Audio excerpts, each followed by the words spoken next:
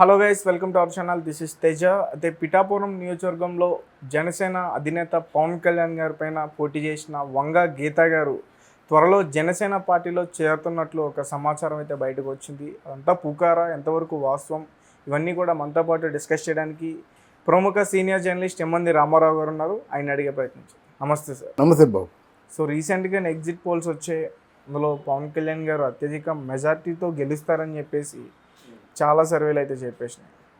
అయితే వంగ గీత గారు జనసేన పార్టీలో చేరుతున్నట్లు కూడా చెప్తున్నారు. అంటే ఇది నమ్మొచ్చా? అంటే కొంత విశ్వసనీయ సమాచారం ప్రకారంగా నమ్మొచ్చు.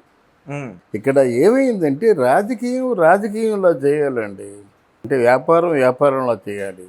ఇక్కడ రాజకీయాన్ని పెడచెవిని పెట్టి అహంకారాన్ని ప్రదర్శించాడు. వాళ్ళని ఇన్సల్ట్ చేయడం ప్రధానంగా పెట్టుకొని, మనకు ముఖ్యమైన లీడర్స్ ఎవరు? మంగళగిరిలో లోకేష్, ఇక్కడేమో పవన్ కళ్యాణ్, కూటమి తాలూకు లీడర్స్. అక్కడ హిందూపూర్లో ఒక లేడీ, కుప్పంలో ఒక లేడీ. అంటే మిమ్మల్ని ఆడవాళ్ళ చేత ఓడించేశాన్రా అన్న ఒక్క మాట కోసం ఇంతమందిని సమకూర్చాడు. చూసుకోండి, నలుగురు ప్రముఖ నాయకులు ముందు ఉన్న వాళ్ళందరూ లేడీసే. ఇదేమైంది? ఆ లేడీస్లో ఒక లేడీ వంగ గీత. వాస్తవానికైతే వంగ గీతకి పిఠాపురంలో మంచి పేరే ఉంది, చెడ్డ పేరు లేదు. తను అంటే ప్రతి నాయకుడు రావడం మానేసినట్టే తను కూడా ఏదో 5 ఏళ్ళకు ఒకసారి వస్తే 5 ఏళ్ళకు ఒకసారి రావడం జరిగింది, అంతేగాని మధ్యలో రాలేదు. అట్లాంటి అలవాటు చాలామందికి ఉంది. దాన్ని ఇప్పుడు పాయింట్అవుట్ చేస్తున్నారు. నువ్వు ఎంపీగా ఉండి ఎప్పుడైనా వచ్చావా, మమ్మల్ని పరామర్శించావా, మా కష్టకాలు తెలుసుకున్నావా అని చెప్పేసి. ఏమైనప్పుడు కూడా మంచి చేయలేదు సరికదా, హాని మాత్రం చేయలేదు పిఠాపురానికి. ఆ ఫీలింగ్ ఉంది ప్రజల్లో.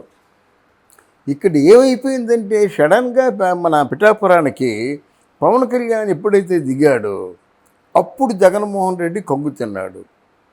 అప్పుడు విలేజ్ అరివీర భయంకరులు అనిపించుకునేటువంటి ముద్రగడ పద్మనాభాన్ని ముందు దించాడు, మిథున్ రెడ్డిని దించాడు, ద్వారంపూడి చంద్రశేఖర్ రెడ్డిని దించాడు. అర్థమైందా?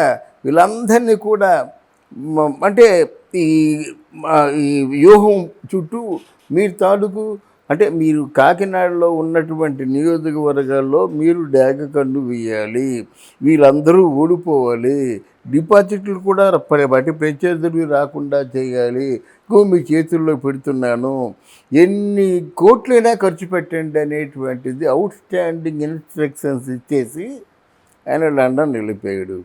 అప్పుడు దాని తాలూకు జోసే ఇది ముద్రగడ పద్మనాభం. పిఠాపురంలో ఆయన ఓడించకపోతే నా పేరు ముద్రగడ పద్మనాభం కాదు, ముద్రగడ పద్మనాభ రెడ్డి అన్నాడు ఆ జోస్తోనే. అంటే ఏదో చేయాలన్నమాట. ఒకడు మేసాలు తిప్పేసి, నేను ఈ పవన్ కళ్యాణ్ లాంటి వాళ్ళు ఎంతమందిని చూశాను, నేను ఓడించి తీరుతా అన్నాడు. ద్వారంపూడి చంద్రశేఖర్ రెడ్డి తరిమి కొడతా ఉన్నాడు. అయిపోయిందా? మన మిథున్ రెడ్డి, ఇలాంటి ఎన్ని ఎలక్షన్ చూసాము. చిత్తూరు మొత్తం అంతా ఇలా పిడికిట్లో ఉండేది, ఇన్ని లేపేస్తూ ఉన్నారన్నమాట. అసలు వాడు మానేసేలా చేస్తూ ఉన్నారు. ఇన్ని షూరిటీలు ఇచ్చేసరికి ఆయన కొంచెం నమ్మకంతోనే వెళ్ళాడు. ఎందుకంటే ఆయనకు ఉన్నది ఏంటంటే, రాబోయే రోజుల్లో నాకు ప్రతిపక్షంగా ఉండాలన్నా, నాకు ధీటుగా ఉండాలన్నా పవన్ కళ్యాణే ఉన్నాడు. వాడిని ఈసారి కానీ ఓడించేసినట్టయితే ఆయన పార్టీ క్లోజ్ చేసేసి దుకాణం సర్దేసుకొని వెళ్ళిపోతాడు. కనుక మీరు ఎన్ని వేరైనా ఖర్చు పెట్టంటారు బాబు, అక్కడ మాత్రం పవన్ కళ్యాణ్ గెలవకూడదు అని చెప్పాడు మాట. దాంతో ఇక్కడికి ఏమైపోయిందంటే, కరవమంటే కప్ప కోపం, విడవమంటే పాము కోపం లాగా ఇటు జనసేన అంటే పవన్ కళ్యాణ్కి చెప్పలేకపోయింది, అక్కడ జగన్మోహన్ రెడ్డికి చెప్పలేకపోయింది. నిజానికి తాను అర్హురాలు కాదు పిఠాపురంలో అనే విషయం వంగ గీతకి చాలా బాగా తెలుసు. అయినప్పుడు కూడా వాళ్ళు సొంత కుటుంబ సభ్యుల్లో చూస్తారు చిరంజీవి గారు ఈ వంగ గీతని. అట్లాంటి ఫీలింగ్ ఉంది కనుక తను మధ్యస్థంగా నలిగిపోయింది మాట. నలిగిపోయి ఇప్పుడు కాకనే కాదు, ఇది అయిపోయినప్పుడు కూడా తనకి ఎక్కడ స్వేచ్ఛగా ఉంటుంది, తనకేమో ఎక్కడ తన ఇంటి ఆడబిడ్డలా చూస్తారు, అక్కడే ఉంటుంది కదా. ఆవిడకైతే 100% కూడా మళ్ళీ జనసేన పార్టీలో కలుద్దాము, ఆయనతోనే ప్రయాణం చేద్దాము, ఆయన నిస్వార్థమైన రాజకీయ నాయకుడు ఎన్ని ఉంటాయి కదా. ఇప్పుడు వైసీపీ వాళ్ళు అందరూ కలుస్తున్నారు జనసేనలోకి, వైసీపీ వాళ్ళు కలుస్తున్నారు, ఇతర పార్టీ వాళ్ళు కూడా కలుస్తున్నారు అన్నమాట. ఎందుకంటే మనకి రక్షణ కల్పించేటువంటి నివాసం కావాలి. అంటే వీళ్ళందరికీ రక్షణ కల్పించే నివాసం ప్రస్తుతానికి ఏదంటే పవన్ కళ్యాణ్ జనసేనే. జనసేన అనగానే ఏంటంటే ఓ బ్రాండ్ మాట. వీళ్ళు లంచాలు తీసుకోరు, వీళ్ళు స్వార్థంతో పనిచేయరు, వీళ్ళు సైనికులు ఎక్కువ ఉన్నారు, ఎంతమంది వచ్చినా సరే తరిమి కొడతారు, నిజాయితీగా పనిచేస్తారనేటువంటి ఒక బ్రాండింగ్ వచ్చేసింది. అటువంటి వాళ్ళు పంచన మనం ఉన్నట్టు మన మీద కూడా ఆ పేరు ఉంటుంది కదా అనే ఉద్దేశంతో చాలామంది వెళ్తున్నారు అన్నమాట. చాలామంది కలవబోతున్నారు. రేపు ఎలక్షన్ రిజల్ట్ వచ్చేసి అసెంబ్లీ మన గవర్నెన్స్ ఫార్మ్ అయిపోతే ఆటోమేటిక్గా వచ్చే వాళ్ళు వస్తారు, వెళ్ళే వాళ్ళు ఎవరు ఉండరు. అంటే జనసేన పార్టీ నుంచి ఇంతకాలం బట్టి కష్టపడి నిర్మించుకున్నటువంటి పార్టీలోంచి అలాగే జనసేన పార్టీ నుంచి పిఠాపురంలో వైఎస్ఆర్సీపీ పార్టీలో కలిసిన వ్యక్తులు చాలామంది ఉన్నారు. ఎమ్మెల్యే క్యాండిడేటే ఉన్నారు. గతంలో జనసేన పార్టీ నుంచి పోటీ చేసిన ఒక ఎమ్మెల్యే క్యాండిడేట్ వైఎస్ఆర్సీపీ పార్టీలో జాయిన్ అయింది.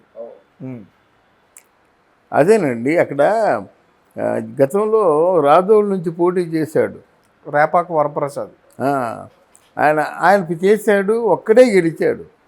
ఆ గెలిచినోడు కాస్త వైసీపీలోకి వెళ్ళిపోయాడు అన్నమాట. ఆ రేపాకు వరప్రసాద్ మీద ప్రేమతో తీసుకోలేదు, పవన్ కళ్యాణ్ని నీకు ఒక్క సీట్ అయినా వచ్చిందా అని గేలి చేయడం కోసం తీసుకున్నాడు అన్నమాట. అంతే కదా. లింగు మనకున్న ఒక టికెట్ గెలుచుకున్నా వాడు కూడా మా పంచనే చేరాడు కదా అని అనడం కోసం తీసుకున్నాడు అన్నమాట. అయితే ఇక్కడ అదే ప్లస్ పాయింట్ అయింది. అంటే the day one party starting నుంచి మొన్న ఎలక్షన్స్ జరిగినంత వరకు కూడా ఎంతమంది విమర్శించినా, ఎన్ని రకాలుగా విమర్శించినా, తన కుటుంబ సభ్యులను కూడా విమర్శించినా మొక్కవోని విశ్వాసంతో ధైర్యంగా నిలబడ్డాడు. చూసారా? అందుకే అంటారు ధైర్యే లక్ష్మి సాహసే అని. ఆ ధైర్యమే లక్ష్మి, విజయలక్ష్మి వరిస్తుంది ఇప్పుడు. తర్వాత మొత్తం ఇండియా వ్యాప్తంగా టాక్ ఆఫ్ ద టౌన్ ఎవరంటే, టాక్ ఆఫ్ ద పాలిటిక్స్ ఎవరంటే జనసేన పవన్ కళ్యాణ్. అటువంటి వాటితో ఉండడం మంచిదనే ఉద్దేశం ఖచ్చితంగా ఉంటుంది. అలా ముద్రగడ పద్మనాభాల కూతురు ఉంది క్రాంతి అని. మరి ఎందుకు కలుస్తుంది?